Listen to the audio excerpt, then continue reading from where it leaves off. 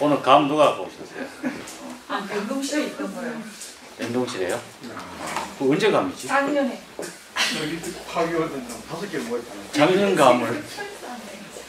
야. 오늘 집에 설사하는 사람 분명히 있다. 어릴 때 혹시 감꽃 주스 먹어보셨죠? 네. 도시 사는 분들은 감꽃 맛을 먹을 거예요. 지금 막 필 때다.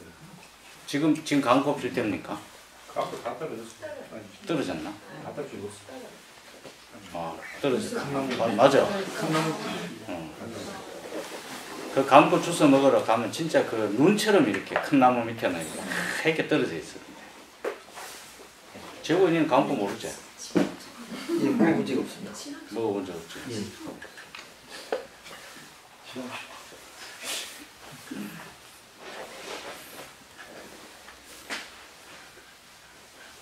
예. 지난 시간에는 뭐 마음에 대해서 조금 지난 시간 조금 정리해 보면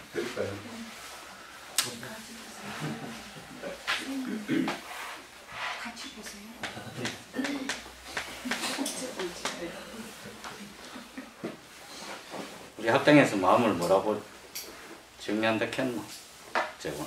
뇌의 작용입니다. 뇌의 작용.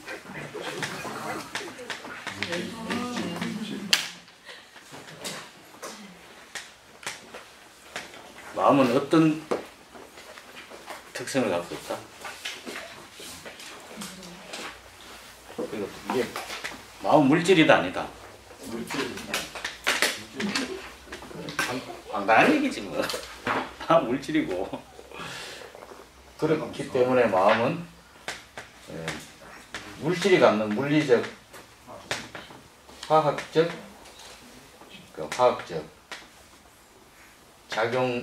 작용의 뭐다? 결과물이지. 결과물.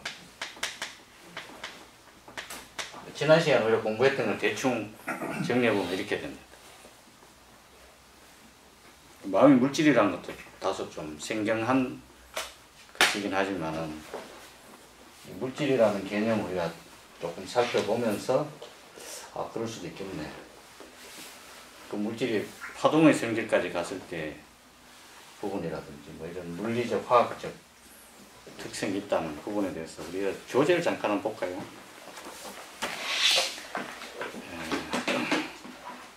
15페이지 보면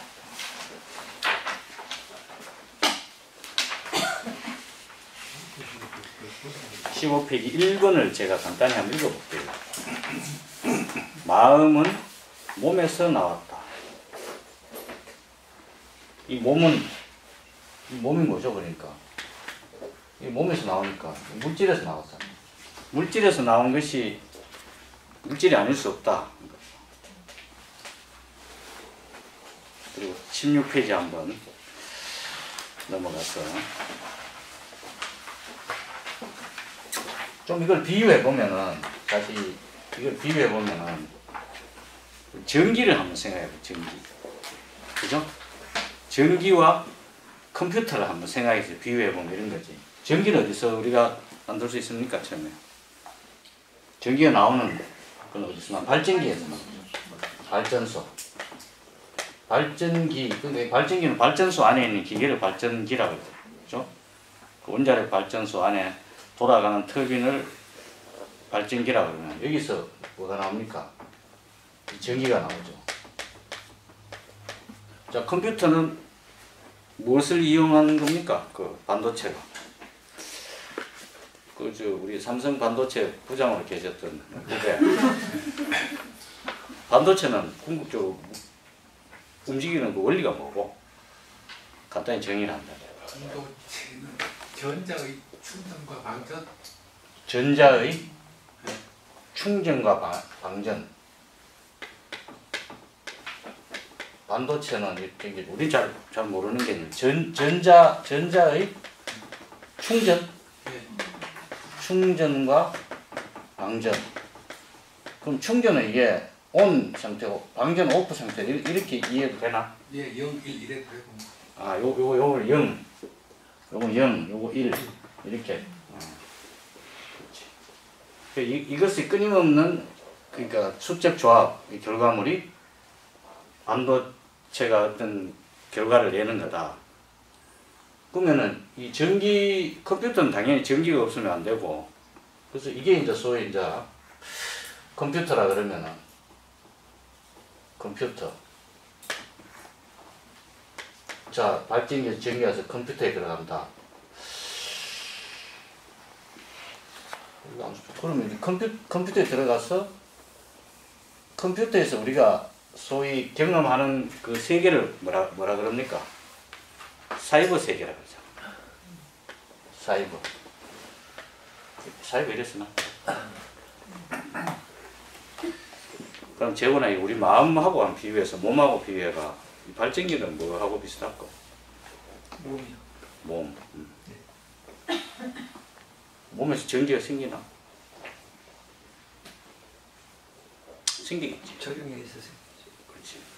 그럼 컴퓨터는? 이제 인간으로 따지면 이제 투뇌죠. 네.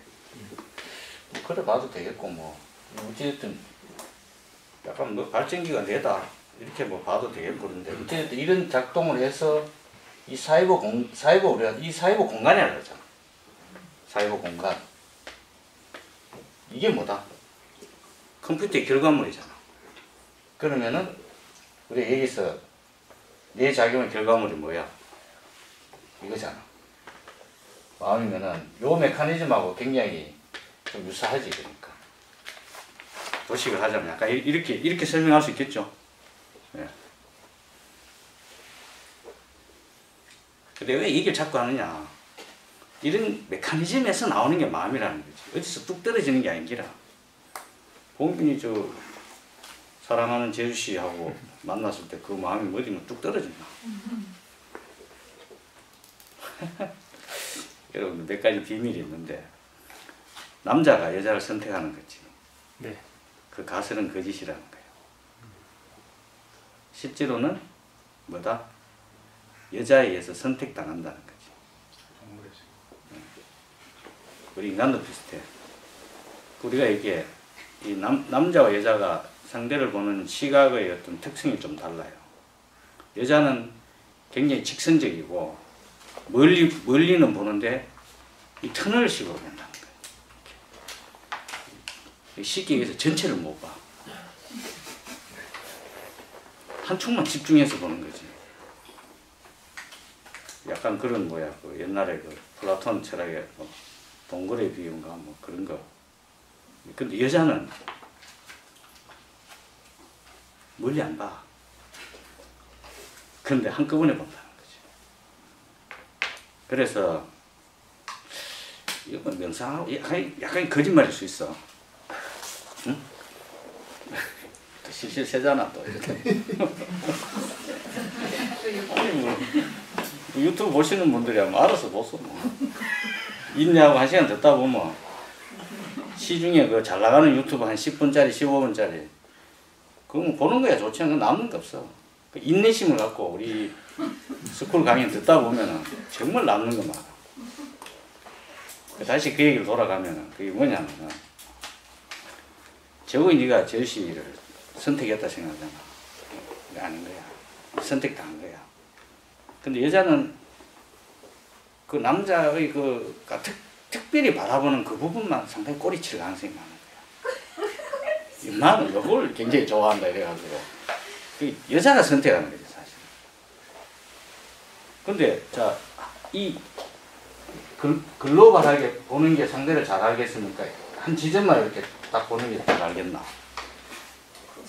전체를 보는 게 여자는 그게 봉균이 예를 들어서 정신을 만날 때 눈이 너무 이뻐 눈만 자꾸 쳐다보는데 예를 들어서 근데 제이씨는 이 머리 끝에 발끝까지 그냥 한꺼번에 쫙 스크린 난다는 거야.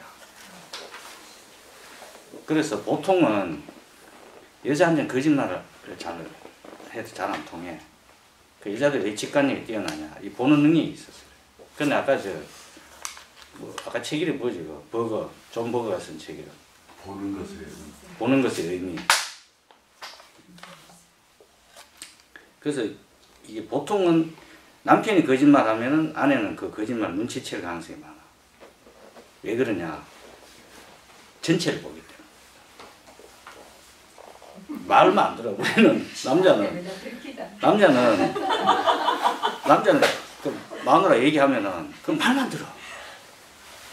근데 여자는 말 들으면서 남편의 눈빛, 손가락 움직임, 그것까지 다 체크를 하면서 보니까 거짓말을 집어낼 가능성이 훨씬 많다는 거예요. 그래서 그게 왜 그러냐? 우리가 이게 통상적으로 제가 말하고 있지만은 우리가 내가 어떤 의사 표시를 하는 것 중에서 실제로 말로 표현하는 거는 몇 프로 안 돼, 한 10몇 프로밖에 안 돼요. 대부분 뭐가 섞여 있다? 이 몸짓, 표정 뭐 이런 게 섞여 있는 거예요. 우리가 뭘 한마디 얘기를 해도 사실은 응? 이 표현, 이 눈빛 이런 게 있다니까. 입술의 떨림이라든가 뭐 예를 들어서 말할 때 우리가 흔히 그 통설적으로 있는 얘기했잖아. 말할 때 코를 만진다든지 입술 주위를 만지면 거짓말하고 있을 가능성이 많다는 거지. 근데 비밀을 하나 가르쳐 줄까? 여자들 거짓말할 때 특징. 컨디션이 안 좋다든지, 야, 김순희 쌤이 들으면 안 되는데. 막 어디 아픈 척하고 얘기할 때는 뭔가 핑계 대거나 거짓말할 가능성이 많아. 이 정도는 남자들 알고 있어야 돼. 근데 여자들은 거짓말을 해도 남자들이 잘 눈치를 못 채는데, 남자는 거짓말할 때 여자들은 쉽게 눈치채니까 조심해야지. 그래도 뭐 안 들킬 자신 있으면 바람은 피하고. 그럼 알아서 사는 긴데. 어찌됐든 약간 빗나갔는데, 이 마음이 이래 형성된다는 것은 이런 물리적 특성이 있다는 거죠. 그래서 이 물리적 화학적 특성이 분명히 있고, 자, 그래서 여기 보면은 2번 한번 볼까요? 16페이지. 삶은 홀로 독립적으로 존재하지 않는다. 이거 진짜 중요한 말이죠.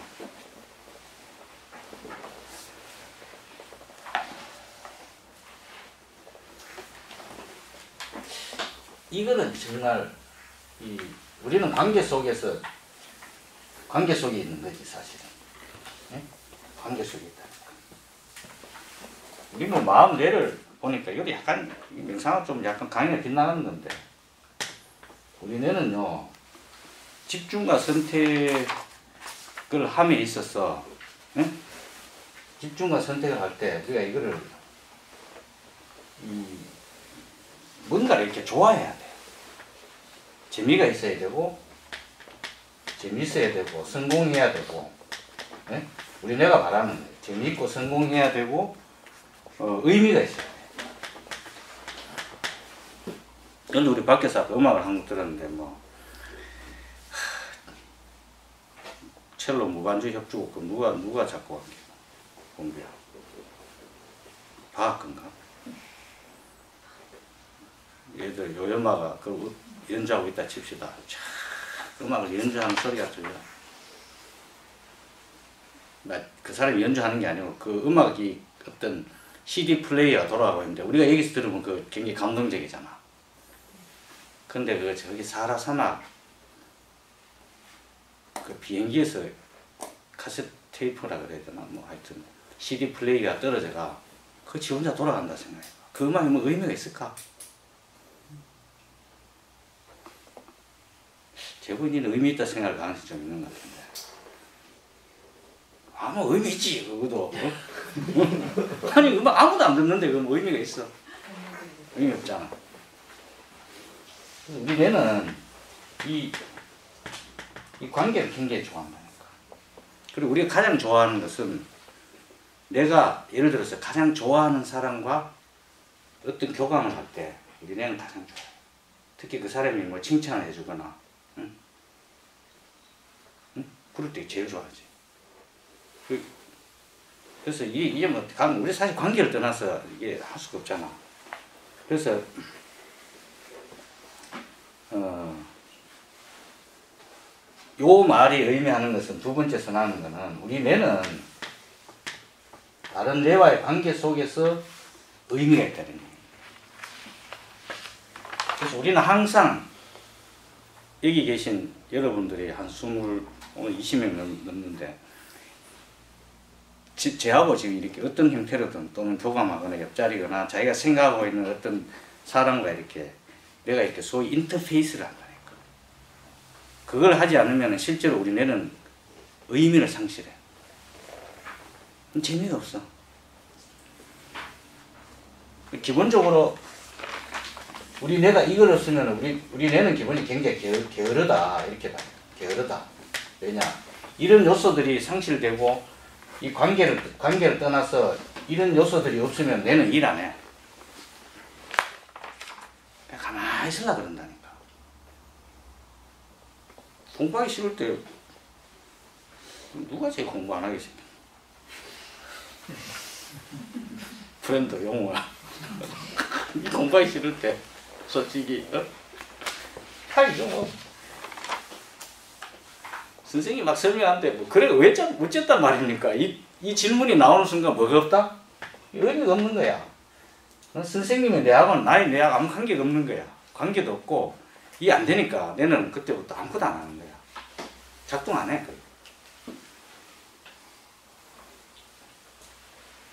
그래서 여기 보면 이 다른 존재와 어떤 방식으로 2번을 제가 했습니다. 네?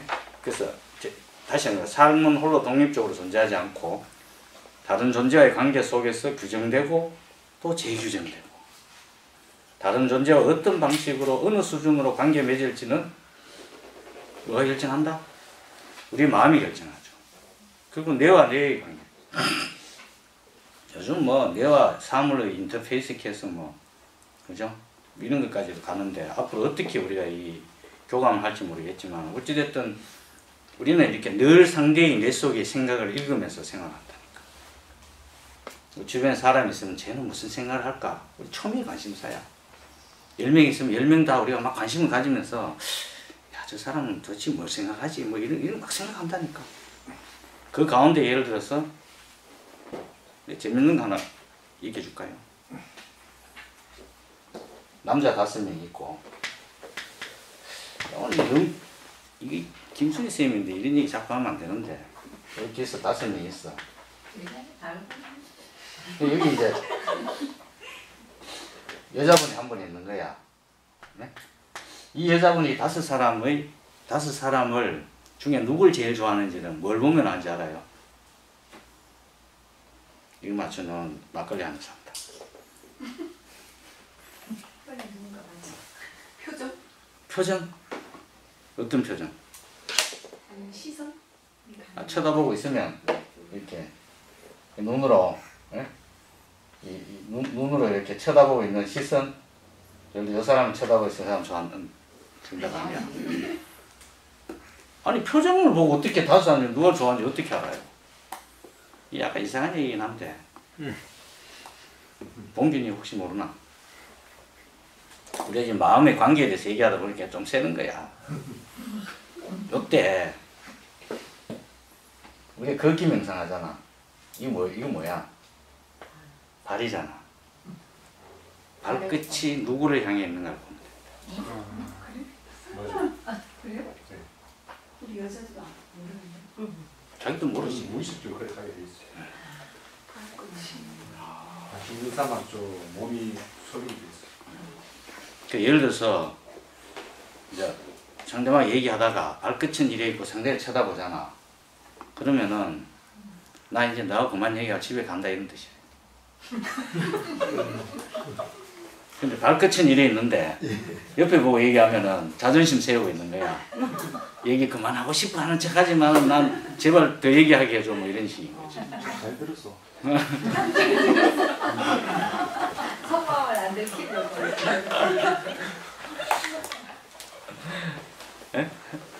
그래서 우리는 사실 이 육체적으로 표현하는 것은 몸짓은 사실 숨기기 굉장히 어려워. 표정이라든가 뭐 여러 가지 몸짓이 잘 숨기기 어렵지. 이거는 연습이 잘 안 되지. 말은 생각해서 밖으로 내뱉는 거니까 이거는 우리 얼마든지 교원 영색이라 그러잖아. 꾸미고 거짓말 할 수 있지만 이 몸짓은 그게 잘 안 된대. 본능적으로 자기 감정을 솔직하게 몸짓을 드러낼 가능성이 많은 거지. 그래서 오늘 여러 명 있는데 계속 남 발만 쳐다보지 마세요.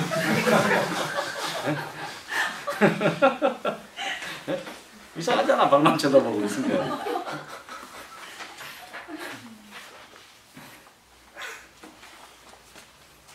그래서 관계는 진짜 굉장히 중요하지.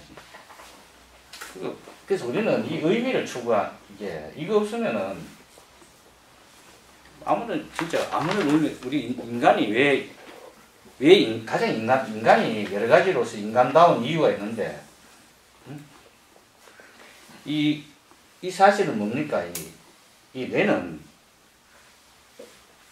기본적으로 진화의 산물 아닙니까? 그죠? 진화의 산물인데, 이 진화론이 바탕이 되지 않고는 설명이 절대로 안 돼. 우리가 마음을 이해함에 있어서, 이 굉장히 중요한 거예요. 우리가 뭐 소크라테스 여러 번 얘기했잖아. 진화론. 우리 인류의 꿈을 깨게 한 몇 가지 위대한 사상가들이 있었어요. 그 중에 이제 대표적으로 몇 사람을 꼽으라면 뭐 수십 명 있었지만은, 제가 요즘 슈테판 츠바이크의 에라스무스 평전을 소파에서 한 번씩 뒤적거려 읽고 있는데, 그분도 에라스무스도 하여튼, 우리가 여러 가지 무신예참 하는 유명한 책 지은 분 있잖아. 그 종교에 대해서 많은 비판하고 그 시절에 대단한 분인데, 하여튼 그런 분이라도 하여튼 여러 가지 방면에 있어서 이 세계를 한 번씩 뒤집은 분들이 많은데, 대표적으로 꼽으라면은 이제 정치적으로 누굽니까? 사실은 정치 경제적으로는 칼 막스, 마르크스. 인간 심리, 의식에 대해서는 프로이드를 꼽죠, 그죠? 프로이드. 철학에 있어서 누구를 중간 이 대변혁의 한 주인공을 꼽습니까? 니체를 꼽아. 니체가 나와서는 그런데, 우리 오늘 김수영 씨 오셨어요. 제가 지진 소송하는데 사무실 오셔야 우리 봉사도 해주시고, 좀 이따 제가 한번 인사를 시킬 텐데, 니체의 짜라투스트라는 이렇게 말했다를 같이 낭독해 하신다고 하는데 존경합니다. 야, 이 아마추어가 니체를 낭독한다는 거는 두 가지 대단한 게 있어. 첫째, 읽는다는 자체가 대단하고, 둘째, 이해할 수 없는 걸 계속 읽는다는 게 더 대단해.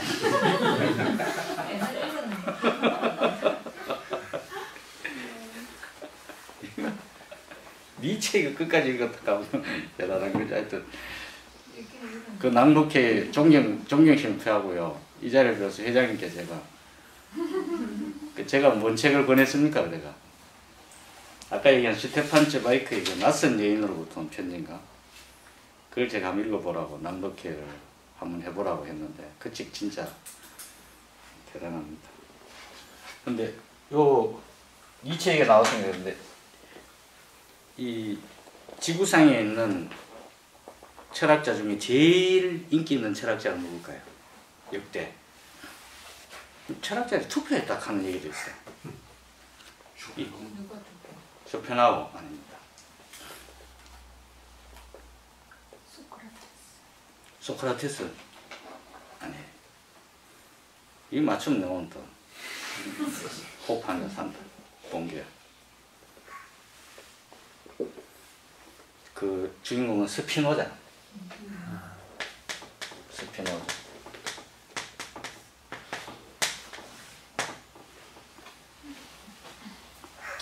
우리가 뭐 철학에 대해서 잘 모르지만 어찌됐든 나중에 한번 시간이 있을 겁니다. 같이. 우리는 넓이는 태평양, 깊이는 접시물. 빠져도 절대 안 죽어. 너무 깊으면 빠져 죽는다니까.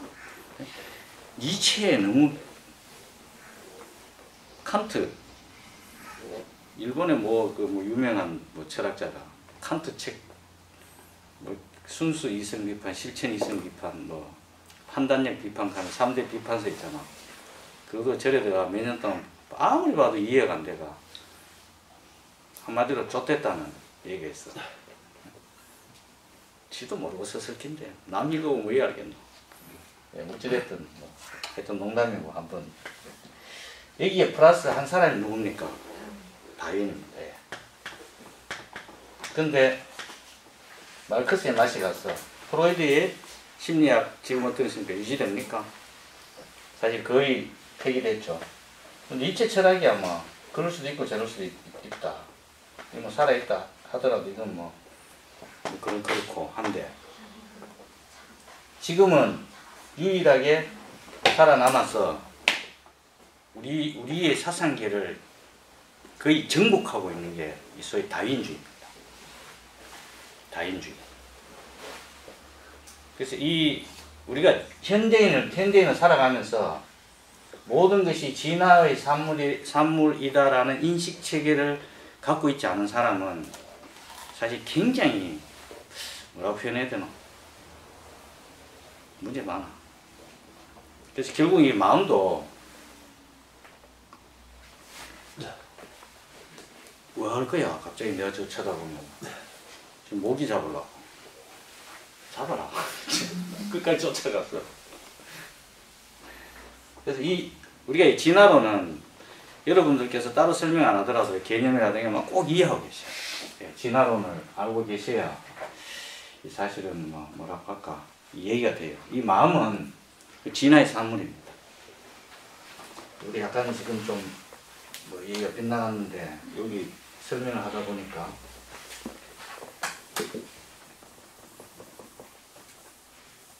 우리 왜 진화의 산물이냐 하는 거는 우리가 뇌의 작용이라 그랬으니까 우리 뇌가 뭡니까? 기본적으로는 이게 신경다발이잖아요. 그죠? 신경다발입니다. 약 한 1000억 개 정도의 이제 이 신경세포 제가 뭐 이렇게 이 그림을 그리면 이 세포에 이렇게 이런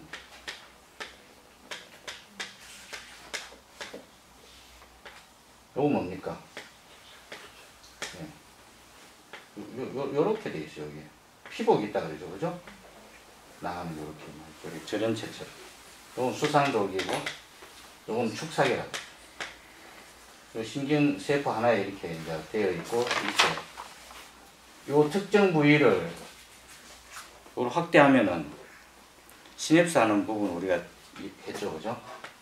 이렇게 해서, 뭐 이런 식으로 시냅스를 하는 거지. 이렇게 화학물질이 이렇게 전달된다. 그러면 사실은 뭐 우리가 지난 시간에 했죠. 이게 마음의 최소 단위는 뭡니까? 그림으로 표현한 여기가 마음의 최소 단위. 이게 마음의 최소 단위. 이게 뭡니까? 여기가 영어로 뭐라 하죠? 네, 시냅스. 이렇게 해서 화학물질, 신경전달물질이 이렇게 왔다 갔다 해서 접합하는 자체를 시냅스 한다는 거죠. 그러니까 이제 이렇게 그림을 이렇게 그리면 이렇게 갔다가 이렇게 여기서 시냅스 하는 게 이렇게 여기에 이렇게. 그러니까 요 특정 부위를 확대한 부분이 요거고 여기 이렇게 막 구멍이 이렇게 뚫려 있죠. 뚫려서 여기 이렇게 왔다 갔다 하고 전기적 자극에 의해서 이렇게 왔다 갔다 하면서.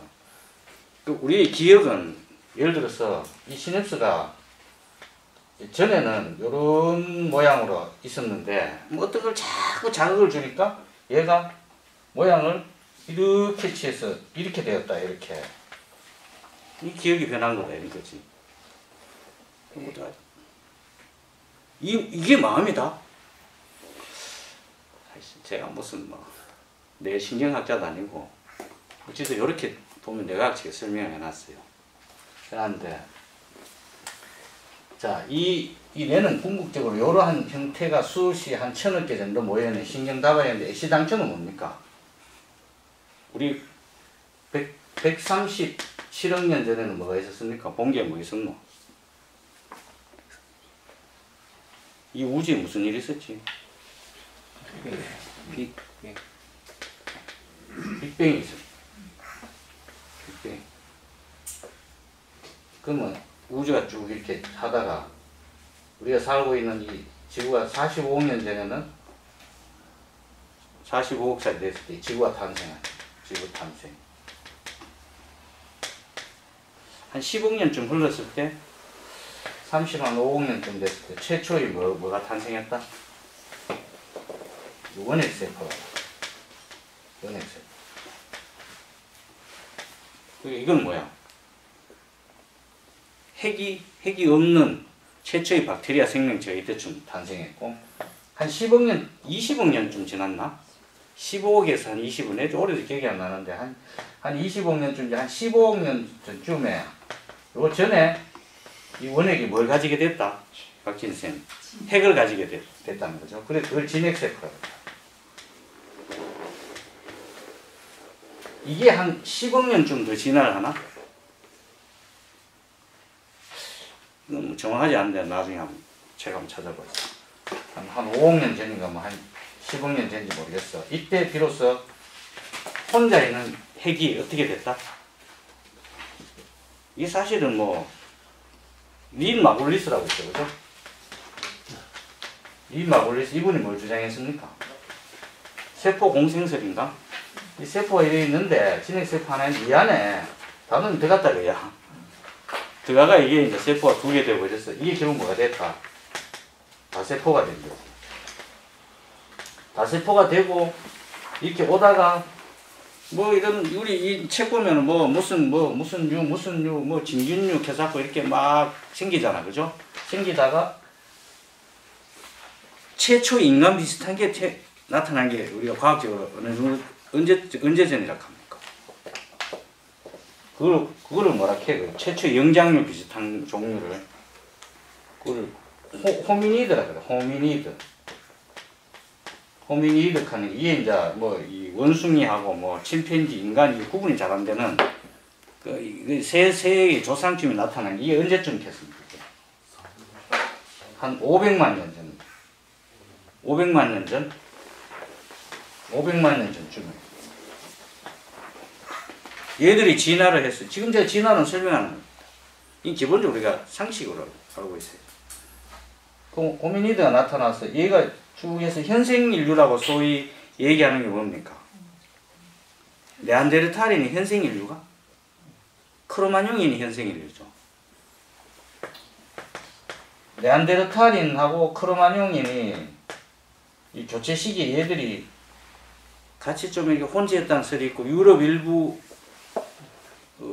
유로피안 중에는 네안데르탈인의 유전자가 있다는 다수 남아있다는 유전자 풀이 있다는 얘기 있지 않습니까? 그래서 하여튼 어쨌든 네안데르탈은 멸종하고 크로마뇽인이 이 소위 이게 이제 현생인류라는 거예요. 현생인류. 뭐 정확한 건 아닌데 이 현생인류가 태어난 게 우리가 보통 역사적으로 어느 정도라 하죠? 한 20-30만 년? 네. 자, 제가 왜 이 얘기를 하느냐. 20에서 한 30만 년 전이라 칩시다. 이게 정확하지 않아요. 뭐 정확히 따지시면 내 아저씨 검색해 보면 되죠. 근데 자, 그러면 크로마뇽인이나 네안데르탈인 뭐 신석기, 뭐 구석기, 뭐 그때 석기 시대 인간들이잖아, 그죠? 이 사람들이 마음이 있었어요, 없었어요? 있었죠. 자, 있었는데 그러면은 쭉 다시 거슬러 올라가서 500만 년 전쯤에 이 호미니드라는 원숭이인지 침팬지인지 모르겠는데 그럼 예를 들어 침팬지라 치자. 침팬지는 마음이 있을까? 있겠죠. 어느 정도는 그죠? 영장류에 속하니까. 소위 이 영장류가 표현되는 이 조상들은 우리가 얘기하는 이 뇌를 신경말단이 이 상태에서 가장 진화된 생명체였고 이 뇌의 작용으로 발생하는 어떤 마음이라는 게 이 당시에는 우리가 소위 얘기하는 마음이라는 게 이때는 있었을 거야. 그죠? 있었다고 보여져. 그럼 그 이전에 우리가 생각하는 우리가 지금 갖고 있는 이런 형태의 이런 종이 없는데 이런 형태의 마음이 있었을까 없었을까? 재원아 있었나 없었어. 물론 뭐 그 전에 뭐 인간 비슷한 게 살다가 또 무슨 뭐 멸종한 다음에 다시 이래 됐으면은 있었다 사라졌을 수도 있겠지. 그게 아니라면 공룡이 마음이 있었나? 주라기 뭐 백악기 시대에 그 공룡이라는 게 그 마음이 있나? 이 불교에 유명한 그 화두가 하나 있잖아. 무자 화두. 예? 이게 공안이라 하죠. 3,500 공안 중에 이제 가나선 할 때 하나 던져주는 게야. 코카콜라 이러면 그날부터 졸라 코카콜라만 생각해야 돼. 예? 그래 이 화두를 깨야 되는데 이 무자 화두가 뭐냐면은 불교에서는 이런 얘기가 있어요. 부처는 개한테 불성이 있다 그랬다는 거예요. 근데 어느 날 도 닦는 이제 내가 이제 강병준 교수님한테 큰 스님 부처님은 개한테 불성이 있다는데 큰 스님 생각 어떻습니까? 없어 이래 보는 거야. 그게 소위 구자 무불성이라는 유명한 구자 개구자 이렇게 씁니까? 뭐예요? 이렇게 샀습니다. 하여튼 뭐래 구자 개는 무불성이 없다. 네? 이거 없다 해보니까 이게 화두를 던져준 거야. 이게 이제 무자 화두의 시초입니다. 개는 개는 마음이 있나 없나? 있습니다. 있다. 그럼 그 인간의 마음하고는 분명히 다르겠지. 네. 그럼 마음이라 할 수 있을까? 그 울더라고요.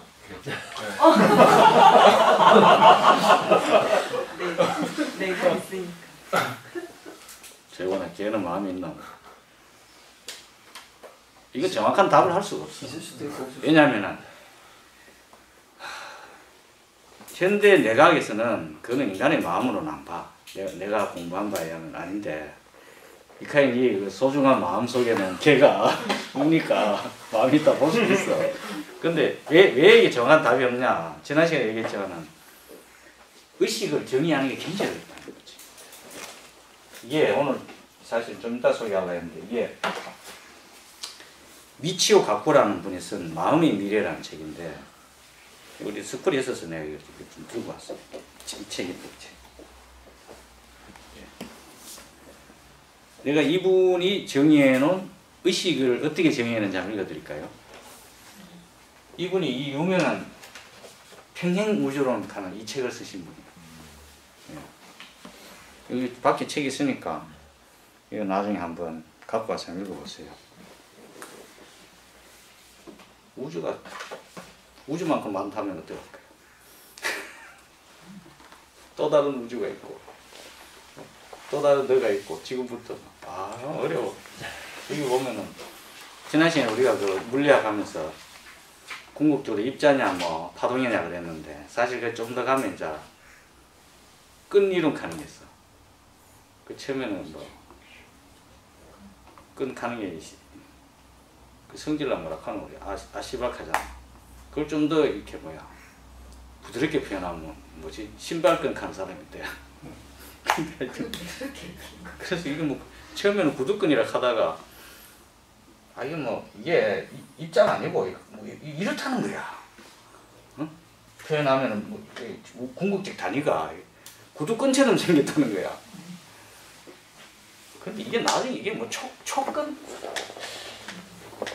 이나 뭐만이 모르겠어. 끈을 초월하는 끈이라는데 하여튼 이분이 쓴 책인데 이 의식의 정의를 해가 들어봐도 나 읽어봐도 뭔 말인지 모르겠어. 이렇게 써놨어. 의식이란 목적을 이루기 위해 목적 뭐 짝짓기라든가 음식 찾기라든가 뭐 여러 가지 어떤 그런 목적을 이루기 위해 다양한 변수로 이루어진 참 어려워. 다양한 변수가 이 사람 뭐라고 미치오 가쿠 박사는 온도, 시간, 공간, 타인과의 관계 등으로 이루어진 이걸 다양한 변수라고 했어. 자, 의식은 목적을 이루기 위해 다양한 변수로 이루어진 다중 피드백 회로를 이용하여 이 세계의 모형을 만들어내는 과정이다라고 했습니다. 그렇다면 이카이가 얘기한 부분도 개한테 의식은 있지. 있다고 할 수 있다. 야 이거 유튜브 보는 전문가 내보면 정말 완전 미친다 하고 이러겠네. 솔직히 저도 잘 모르는데 이루어진 다중 피드백 회로를 이용하여 이 세계의 모형을 만들어내는 과정이다. 근데 이제 우리 인간의 의식이라는 거는 인간의 특유한 것을 얘기하니까 우리 개하고는 분명히 이제 구분은 분명히 되겠죠. 되는데, 자, 그래서 우리가 얘기하는 이 소위 우리가 인간이 갖고 있는 이 마음, 이 책 갖고 있는 마음의 미래라는 게 이게 어떻게 앞으로 인간의 미래가 마음의 의식의 미래가 어떻게 바뀔지도 몰라 사실. 왜냐, 뭐 했다? 진화 연장선상이 있다는 게 항상 여러분 인식하고 계셔야 돼요. 진화라는 것은 더 나은 단계로 간다는 게 아닙니다. 그렇게 선택되어진다는 무작위적 어떤 생존 내지는 선택을 의미하는 거지. 그래서 이거를 진화로 표현 안 하고 자연 선택이라 표현하는 선호하는 사람이 많죠. 이렇게 얘기되는 이 마음이라는 게 내가 얘기하는 뭐냐면 이전에 있었냐는 거야. 없었다는 거지.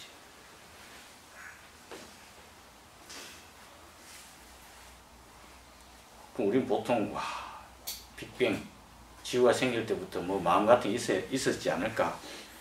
개뿔 그런 거 없었다는 거야. 그래서 이렇게 진화해갖고 지금도 우리의 마음이 진화하고 있는 거예요. 계속 진화하고 있습니다. 그럼 나중에 이 마음이 어디로 들어갈 수도 있다. 뭐 유발 하라리 책 이런 미래에 관한 책들을 보면은 그죠? 이런 미치오 가쿠 책들을 보면은 우리의 의식이나 마음이라는 것이 지금 상태로 계속 유지가 될까? 안 될 가능성이 많죠.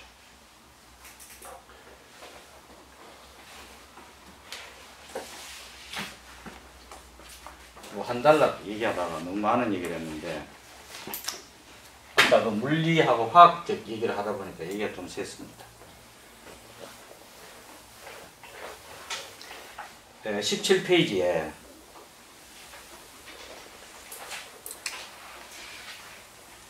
그거 한번 읽어보시고요. 이거 7번 한번 보시죠. 7번 보면은 마음은 아까 제가 얘기한 가상 공간이다라고 해놨죠. 비유하기가 좀 쉽죠. 그래서 뇌가 작동하면 가상 공간이 마음 공간이 형성된다. 아까 우리가 뭐 했어요? 컴퓨터가 작동하면은 컴퓨터가 작동하면 뭐가 된다? 그 사이버 공간이 형성된다고 했잖아요. 그죠? 그럼 뇌가 작동하면은 마음이라는 사이버 공간이 생긴다. 이렇게. 굉장히 좀 비유가 굉장히 적절하죠. 그럼 어떻게 됩니까?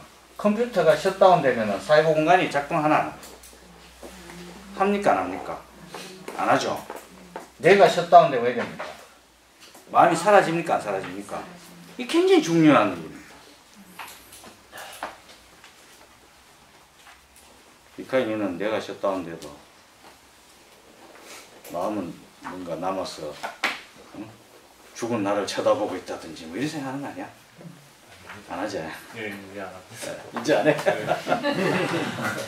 자, 이렇게 비유했을 때 우리는 결국은 마음은 내 작용의 결과물이니까 당연히 모체인 컴퓨터가 셧다운 되면은 사라지는 거예요. 이거를 사실은 알아낸 역사가 그렇게 많지가 않아. 이게 가장 큰, 이게 이게 뭐야, 이렇게. 이렇잖아, 이게 사람. 여보를 이렇게 하고, 이래 되잖아. 그림 중에 이런 그림이 있어요, 이렇게. 이게 박힌 거죠. 이렇게. 이네 젊은 사람 이름도 내가 알았는데 공사판에서 일하다가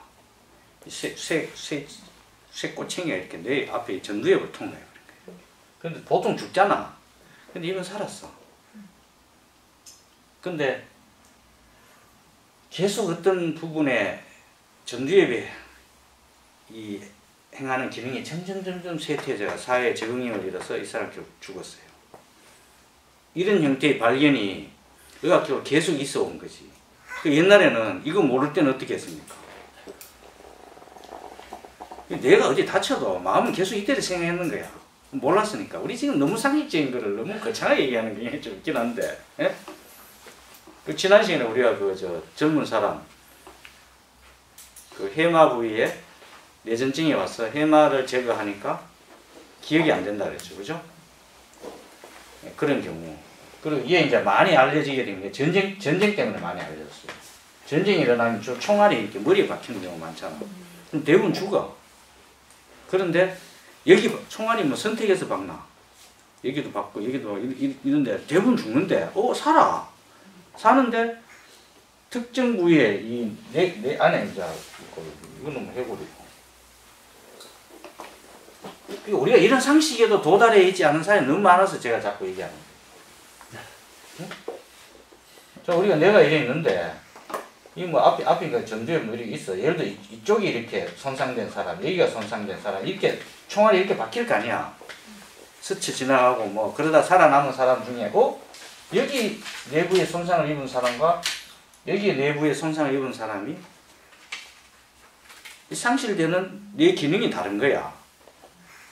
그렇게 하면서 이제 이렇게 그럼 전체가 파괴되면 당연히 다 셧다운 되는 거지. 그래서 결국은 뇌의 특정 부위가 파괴. 그래서 우리가 우리 전에 뇌 지도도 한번 그려봤죠, 그죠? 특정 부위에. 그래 그때 당시에 이렇게 그려보니까 여기 뭐 혓바닥도 있고, 손도 있고, 뭐 코도 있고, 막 이게 뭐야 이게 소위 호문클루스라 해서 이 뇌 특정 부위가 예를 들어서 이쪽 부분은 예를 들어 청각을 담당하는 부분이 이게 파괴되면은 청각이 안 되고, 어느 부위가 이렇게 되면은 손의 움직임이 안 되고, 뭐 이런 식으로 이제 기능이 상실돼 가는 거지. 그 마음도 역시 없어지는 거죠, 그죠? 결국은 그렇게 되는 겁니다. 그래서 뇌작동이 멈추면은 당연히 가상 공간도 소멸하고, 이거는 전기가 돌아오면 컴퓨터 사이버 공간이 형성되고, 전기가 끊어지면은 사이버 공간이 사라지는 같은 논리죠.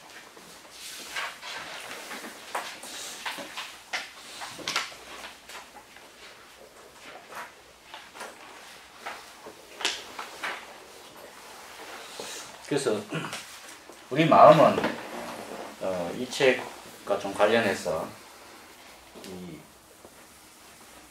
결국 이런 것은 아까 얘기했죠. 우리 후배 얘기했죠. 삼성전자 반도체 이제 어찌됐든 이런 형태하고 비슷한 거죠. 그래서 얘는 우리 몸에서 일어나는 이 마음은 결국은 뇌의 물리 또는 화학적 작용의 결과물이다. 물리적, 화학적 작용의 결과물이다. 중에서 24페이지를 한번 보면요. 물리 특성이라고 있죠.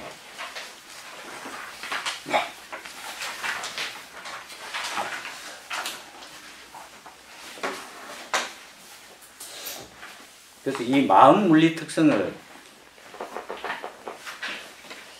사실 이게 약간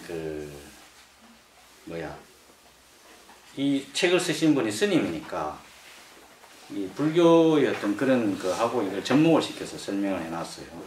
그래서 마음은 인식 대상을 따라 옮겨 다닐 수도 있고 한 곳에 머물 수도 있고 원하는 곳에 머문과 옮김을 자유자재로 할 수 있다.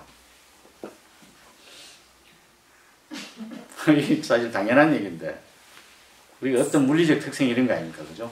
이걸 걸어서 위치를 변동시킨다든지 한 곳에 머문다든지. 이거 F 이꼴 MA인가? 평범한 뉴턴의 이게 뭐야, 이거 뭐 그런 건데. 27번 머문과 옮김을 자유자재로 하기 위해서는 알아차리는 기능인 삭기 힘이 강해야 하고 유연성과 순발력도 강해야 된다. 갖춰야 된다. 마음이 인식 대상에 끌려다니면 마음 에너지를 소모하고 산만하고 무기력하고 피곤해지고, 인식 대상을 선택하고 한 곳에 머물면 마음 에너지를 적게 소모하고 보충해서 안정되고 활기차진다. 가만히 한번 생각해 보십시오. 이게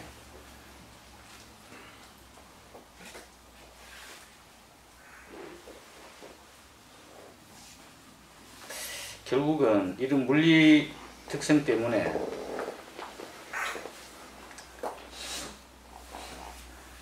(27페이지) 한번 볼까요?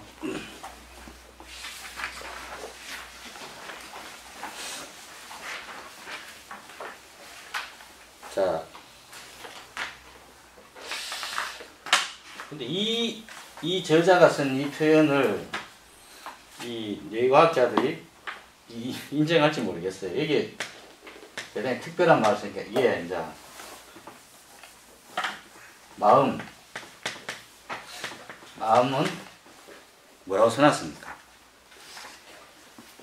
인체 기관이라고 써놨어요. 굉장히 획기적인 발상이지. 마음이 인체 기관이야? 한번 읽어보겠습니다. 인체는 개별 인자가 결합해 해당 인자에 없는 새로운 기능을 만들어 사용한다. 이렇게 만들어지는 개별 기관을 전체적으로 통합 분배하는 기관이 뇌다. 뭐 그럴듯한 얘기죠. 뇌는 인체 내부 데이터를 전체적으로 통합하고 분배하는 기능을 한다. 그래서 인체 내부 기관을 통합하는 뇌를 통제하고 뇌를 통해 마음 공간으로 입력된 데이터를 통합, 분석, 비교, 유치, 판단, 통제 등으로 가공하고 명령하고 동시에 인체 외부에 있는 존재와 연결하는 기관. 마음은 인체 기관 구성 최정점이다. 동의하십니까? 이게 뭔 말인지 잘 모르겠는데 우리가 기관이라는 것은 어떤 물리화학적 성질이 작동하고 있는 한 곳이라고 볼 수 있잖아요. 그렇잖아요. 제가 왜 얘기를 자꾸 하느냐. 이 허황한 우리가 마음이 뭐 이렇게 허황하다 이런 생각을 해서는 안 된다 이런 얘기 때문에 자꾸 하는 거예요. 그래서 결국은 아까 우리가 이게 시냅스의 작용이면은 아까 최소 단위가 뭐라고 했습니까? 마음의 최소 단위가 시냅스다라고도 했죠, 그죠? 그러면은 시냅스가 인체 기관이라고 볼 수도 있는 거야. 그래서 우리가 명상이 가능한 이유는 뭐라 그랬습니까? 이거를 시냅스 가소성이라고 했죠. 시냅스 이걸 시냅스 가소성, 시냅스 플라스틱시티. 이게 꼭 그런 게 아니에요. 이 검색해보면 시냅스 가소성의 특징은 한 2개, 3개 정도로 있는데 어찌됐든 이러한 원리에 의해서 우리가 이 명상이 가능하다는 거지. 그럼 이 가소성의 원리는 제가 수없이 얘기하지만 물리화학적 범주를 벗어날 수 있습니까? 없지. 그래서 우리가 명상을 할 때 어떻게 합니까? 어떤 의미에서는 고도의 인지훈련이야. 인지훈련. 이 사실 저는 뇌과학자 아니어서 굉장히 어려운 말입니다. 자, 우리가 한번 몇 가지 한번 정리를 해볼게요. 생각이 뭘까? 전에 한번 정의를 했는데 생각을 박경희 쌤 네? 저요. 박 원장님께서는 생각을 한번 정리해 보겠습니다. 생각은 포항 최고의 치과 의사 선생님. 육거리. 네. 생각은 그 시냅스 전기 물리화학 작용이 일어나는 중에서 어쨌든 그 순간에 창발하는 어떤 그걸 생각을 한다. 내면의 움직임. 내면 움직임. 네. 내가 놀랄 수밖에 없는 게 대한민국 어느 인문학당에 가서 생각을 하면 이 정도의 답변이 나온다는 거는 이거는 서울대 신경과 대학원 학생보다 더 훌륭한 답변인 것 같아요. 이야, 진짜 대단하다. 맞는지 안 맞는지 모르겠지만. 아니, 진짜, 이야. 나도 몰라요, 사실. 근데 제가 이제 이 얘기를 왜 하냐면은, 이 생각은 이 언어라는 매개를 통하지 않고 못한다는 거지. 반드시 이 언어는 다른 말로 뭡니까? 기호야, 기호. 기호를 동원하지 않고 생각할 수 있으면은 여러분들 지금 어떻게 해야 된다? 바로 병원 가봐야 돼. 아니 언어라는, 그러니까 우리 박진영 원장님도 그 아주 뭐 제가 봐서는 내가 박사님 와도 와 굉장히 훌륭한 정의다라고 얘기했을 텐데, 그럼 여러 가지로 정의할 수 있어요. 이게 생각은 사실. 그런데 제가 얘기할 수 있는 언어라는 기호 체계를 동원하지 않으면 생각이 안 돼. 그래서 이거는 아까 우리 박진희 선생님께서도 훌륭한 답변을 하셨죠. 뭐라 했습니까? 내면의 움직임. 내면의 움직임이라 그랬죠. 천재네. 그러니까 이게 말 안 할 뿐이지 속으로 중얼거린다 이 뜻이잖아요. 그죠? 그래서 이거를 그 뭐라고 표현했냐면은, 예? 이거를 이너 토킹이라고 했다니까. 이너. 이거 안지가 이너 토킹. 이게 싱킹이야. 싱킹이라 하나, 소프트라 하나. 생각하기 뭐 그 말이겠지. 그러니까 우리가 밖으로 생각을 밖으로 말로 표현하면 뭐야? 언어가 되는 거지. 예? 그렇잖아요. 언어라는 거는 다시 얘기하면 뭡니까 이게? 생각의 뭐다? 외현인 거지. 외현. 그죠? 밖으로 드러내는 거야. 생각의 외현. 이건 내가 만든 말입니다. 이러다가 내가 어디 국제학술회에 초청되는 거 아니야? 근데 사실은 요 이너 토킹이라는 말을 쓰신 분은 박문호 교수님 강의에서 제가 들은 얘기예요. 여러분들 제가 만든 말은 사실 없습니다. 근데 생각의 외현이라는 말은 내가 만든 말이야.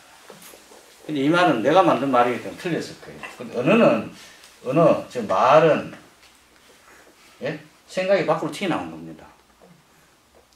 베르니케 브로카 영역을 통해서 그냥 말 그냥 할 수 있나? 응? 이 영역이 작동이 고장나면 어떻게 돼요? 말 못해. 우리가 보통은 이렇게 그 좌뇌 스트로크를 입으면은 어느 기능이 상실되나? 이게 영역이 어딨지? 이게 브로카 영역인가? 이게 그러니까 우리가 왼쪽에 이게 스트로크 입으면은 왜요? 뇌졸중이나 이런 거 오면은 그 뇌경색 같은 게 어느 쪽 뇌를 다치느냐에 따라가 이게 어느 장애가 올 수가 있잖아. 예? 그거 왜 왔게? 그러니까 뇌 안에 메커니즘에 있는 특정 부위 뇌에 문제가 생긴 겁니다. 자, 말문이 닫았네. 하나님 와서 닫은 게 아니라니까. 예? 그게 뭐, 우리가 언제나 다 말문 닫지. 예. 좋게 닫길 바라는데, 어찌됐든. 자, 요게 이제 이 말이야. 그럼 이게 곧 뭐야? 생각이니까. 이 생각은 어디서 나오는 겁니까? 우리가 사실, 이건 좀 어렵긴 한데. 여기 인지는 뭐야? 인직하는 거. 고도 인지 훈련이라고 그랬잖아. 이 인지는 어떤 개념입니까? 인지.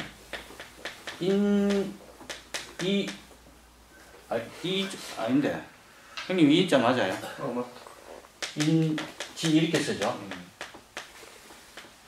인지는 우리 개념을 이렇게 보면 돼. 우리가 무수한 정보들이 오잖아. 네?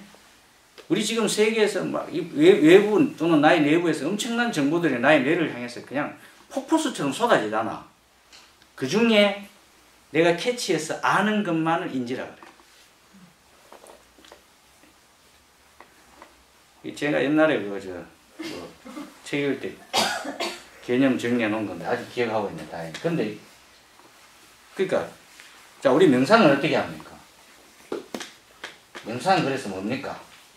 이게 중요합니다. 안다는 거예요.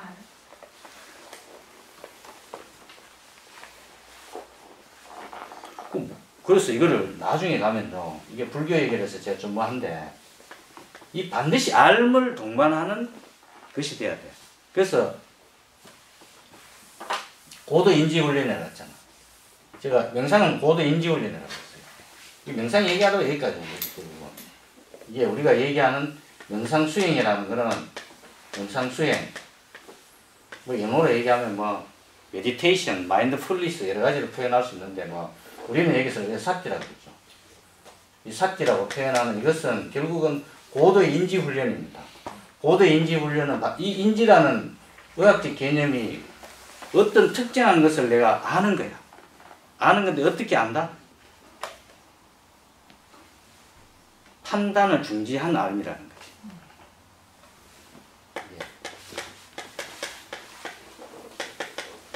판단 중지. 그래서 제가 이걸 굉장히 특별한 용어로 표현했잖아. 우리가 삿대하는 거는 어떤 상태를 본다는 거는 아는 거야. 본다는 거는 아는 거잖아. 아는 건데 일반적으로 볼 때는 우리가 굉장한 판단과 사유체계를 동원해서 보잖아. 근데 그걸 동원하지 않고 그냥 보니까 이거를 봄이 없는 봄이라 그래요. 판단 중기는 이게 뭐 칸트가 쓴 말인데 봄이 없는 봄.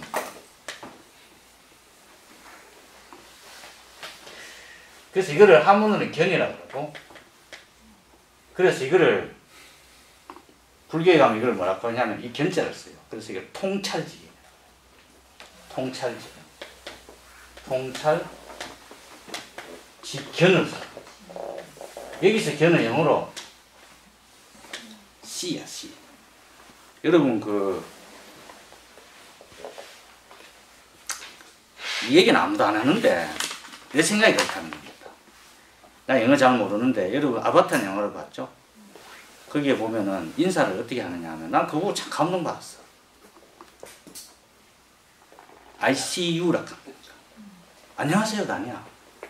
잘 지냈어요. 별일 없어 이것도 아니야. 아, 나 그걸 어떻게 아니 진짜 그 아바타 영화 보면 한번 다시 보세요. 난 그 장면을 보고 어떻게 어디더라? 하여튼 만났어. 그 아바타 역할하는 뭐 갔는데 그 아이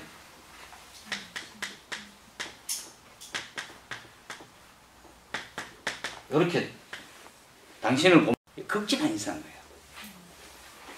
나는 왜 이게 위대한 말이냐면은 여기서 본다는 거는 어떤 이 시라는 단어는 나는 그렇게 생각해. 이게 견이라 생각해. 견. 이게 반야신경 가면 조견이라고 그러잖아요. 그죠? 조견. 비추어 본다 그러는데 관자재보살, 행신반야, 바라밀다, 시, 조견, 오온, 개공도라 그래요. 이때 견을 써요. 이 견은 우리가 얘기하는 사기 수행의 방식으로 인지하는 방식이고 이 자체가 판단이 중지된 알미야. 이 알은 결국 뭡니까? 이 지혜거든 사실. 이렇게 연결이 돼요. 사실 연결되는데 이 시가 나는 당신을 그냥 본다는 거야. 내가 당신에 대한 어떠한 편견이나 판단 없이 있는 그대로 당신을 뵙습니다. 이런 뜻이야. 최고의 인사지. 예를 들어서 봉균이가 그 길을 가다가 깍두기가 지나간다. 저 새끼 저거 조폭인데. 조폭이네. 이런 생각하고 보잖아. 사실은 깍두기 머리라 해서 뭐 프렌드 근데 비슷하네 머리가.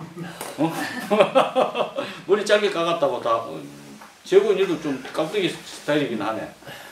조폭 아니잖아. 근데 우리는 이걸 잘 못해. 그래서 그러니까 이 고도 인지 훈련이라는 게 이러한 것을 연관이 되고 이렇다는 거지. 그래서 시냅스 가소성의 원리를 이용해서 특정한 대상을 끊임없이 우리가 인지 훈련하는데 이 인지 훈련은 결국은 우리가 늘 얘기하지만 지금 이 순간에 벌어지고 있는 것을 판단 없이 볼 수 있는 능력을 키우는 거죠. 이게 다입니다. 이게 다고 뭐 이렇게 연결되고 마음은 그래서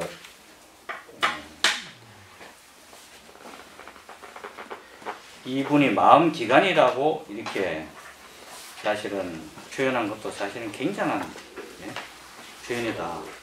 저는 그렇게 이해하고 그 28페이지 그 나중에 그 믿거나 말거나라고 써놨는데 그것도 한번 읽어보시기 바랍니다. 우리 오늘 고생하셨고요. 예, 수업은 여기까지 마치겠습니다.